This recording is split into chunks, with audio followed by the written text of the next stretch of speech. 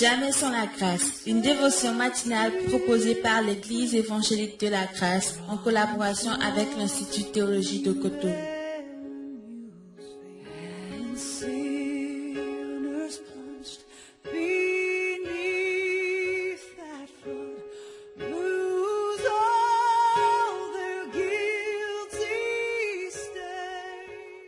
Bonjour chers amis, chers internautes, nouvelle journée, nouvelle semaine également, bienvenue dans la provision de ce matin. D'où Jésus, merci vraiment pour ta présence qui nous est garantie ce matin, merci pour la manne du jour et que toute la gloire te soit donnée Jésus.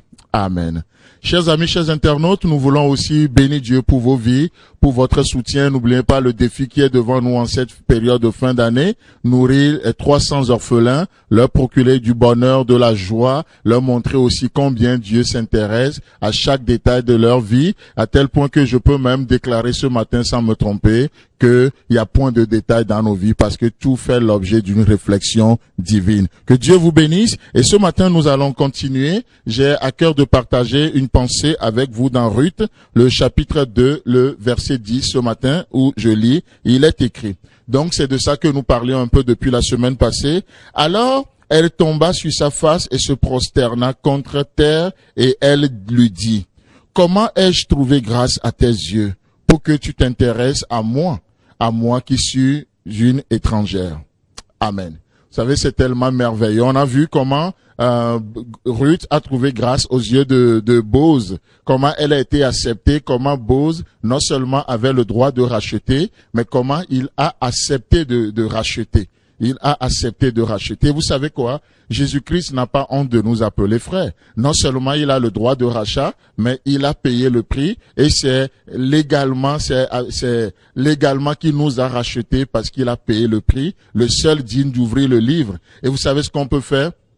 C'est juste être reconnaissant. Et ça, c'est l'attitude que Ruth va démontrer en disant, mais comment c'est possible que j'ai pu trouver grâce à tes yeux, moi qui suis une étrangère? Comment tu t'es intéressé à moi? Vous savez, oui, parfois nous regardons nos vies, il nous semble qu'on est étranger aux choses de Dieu, il nous semble qu'on est loin de Dieu, mais on se dit, mais comment Dieu est pu venir jusqu'à nous? Oh, alors que nous sommes encore dans la poussière, nous étions dans la poussière. Comment il a pu quitter sa gloire pour venir jusqu'à nous? Comment c'est possible? Et vous savez quoi? Devant ces réflexions, il y a une chose qui s'impose à nous. Une attitude de reconnaissance. Une attitude de reconnaissance. Et laissez-moi vous dire une chose. La reconnaissance, c'est une célébration de ce que la grâce a pu faire dans nos vies. La reconnaissance, c'est une attitude de célébration de ce que la grâce a donné. Nous célébrons ce que la grâce a donné. Ça, c'est la reconnaissance. Oh, je ne le mérite pas, mais Dieu l'a fait. Et je célèbre l'œuvre de la grâce dans nos vies. Et c'est vraiment fabuleux.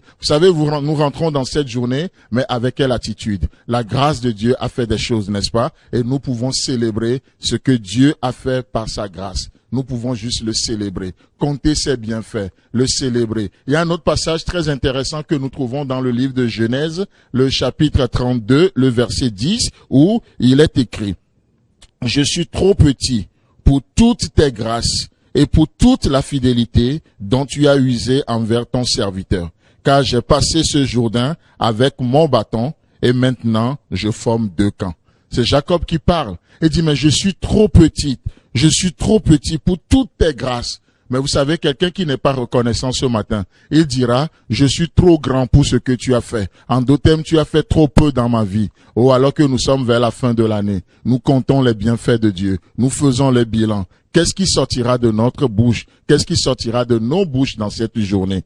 La bonne attitude, celle qui est l'attitude de reconnaissance, c'est de déclarer ce matin, je suis trop petit pour toutes tes grâces, je suis trop petit pour ta fidélité que tu as usée envers moi. Parce que autrefois, nous étions seuls.